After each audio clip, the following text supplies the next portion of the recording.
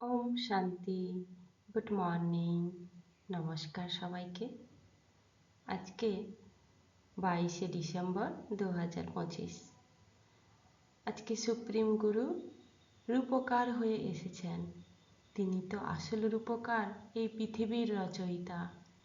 তো শুধু পৃথিবীর রচনা করেছেন, আমাদেরকেও রচনা করেছেন। আজকে আমাদের তিনি রূপ আর বসন্ত, যোগ এবং জ্ঞানের মূর্ত প্রতীক হয়ে ওঠার জন্য তিনি তার ঝুলি নিয়ে এসেছেন, আমাদেরকে সাজিয়ে দিচ্ছেন।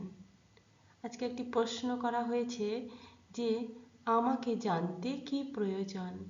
ঈশ্বর বলছেন যে আমাকে জানতে কি প্রয়োজন। তো আমরা আজকে এইগুলো নিয়ে একটু আলোচনা করব। শিবকে, ঈশ্বরকে দীননাথও বলা হয়। দীনের নাথ, অনাথের নাথ, সকলের প্রভু।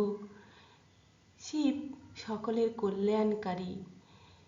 তিনি তার কাছেই ধরা দেন যিনি নিজের সমস্ত বিকার, রাগ, অহংকার, নিজের ভেতরে সমস্ত অপগুণগুলোকে ধ্বংস করে ঈশ্বরের কাছে সমর্পিত হন।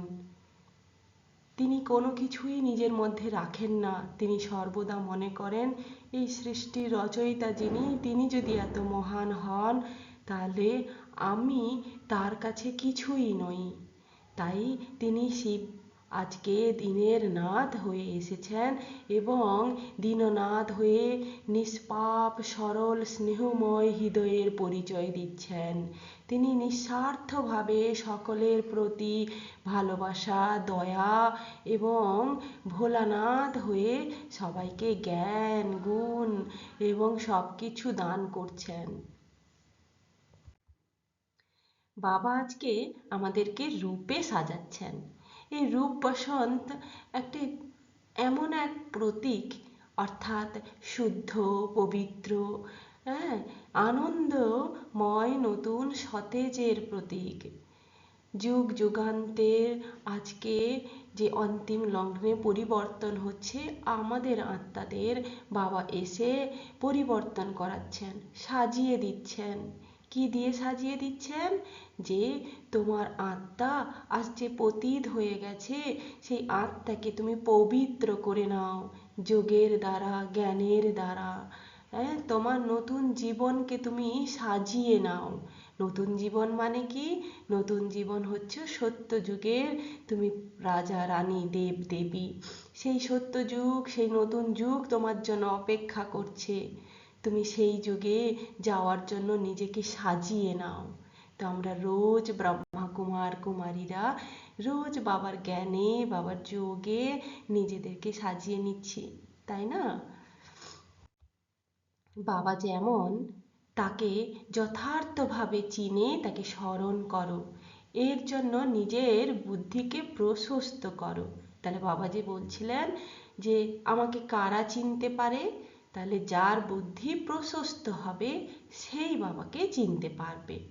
তাহলে বুদ্ধিকে প্রশস্ত না করলে, অর্থাৎ সংকীর্ণ বুদ্ধি, দেখবেন যেখানে কুসংস্কারের বাসা। বুদ্ধিকে যত সংকীর্ণ করা যায় সে তত স্বার্থপর হয়ে যায়। তাই সংকীর্ণ বুদ্ধি নয়, বুদ্ধিকে প্রশস্ত করা, অর্থাৎ বুদ্ধিকে গভীরভাবে চিন্তন করা যে সত্যিই তো আমার হাতে কি এই যুগ আছে, আমার হাতে কি দিন রাত্রের চক্র আছে, আমার হাতে কি আগামীকালটা আছে, আমার হাতে কি পরের 1 ঘন্টা আছে। আমরা ভাবি কিন্তু সত্যিকারে থাকে না। তার বহু উদাহরণ, নিদর্শন আমাদের কাছে আছে, আমরা দেখছি। কিন্তু আমরা এতটাই কুসংস্কার, অন্ধবিশ্বাস, নিজের অহংকারে ডুবে রয়েছি, সত্যকে আমরা চিনতে পারছি না। সত্যতেই তিনিই চিনতে পারেন যার বুদ্ধি প্রশস্ত, তীক্ষ্ণ। তাই বাবা এসে বলছেন প্রশস্ত বুদ্ধিধররাই আমাকে চিনতে পারে, আমাকে জানতে পারে এবং নিজের বুদ্ধিতে সে সেটা ধারণ করে। এটা শুধু আধ্যাত্মিক দার্শনিক দৃষ্টিকোণ নয়, এটা বিজ্ঞানসম্মতভাবেও প্রযোজ্য। সেই বুঝে বাচ্চারা বুদ্ধিমান হয়, তারা যারা বিদ্যাটাকে মুখস্থ করে না, বিদ্যা বা জ্ঞানকে অনুধাবন করে, অনুসরণ করে। আজকে আমরা বাবাকে চিনলাম, বাবাকে জানলাম, বাবার কর্মকাণ্ডকেও জেনে নিলাম, আমরা নিজেকে সাজিয়ে নিলাম, আমাদের বুদ্ধিকে প্রশস্ত করলাম। ওম শান্তি।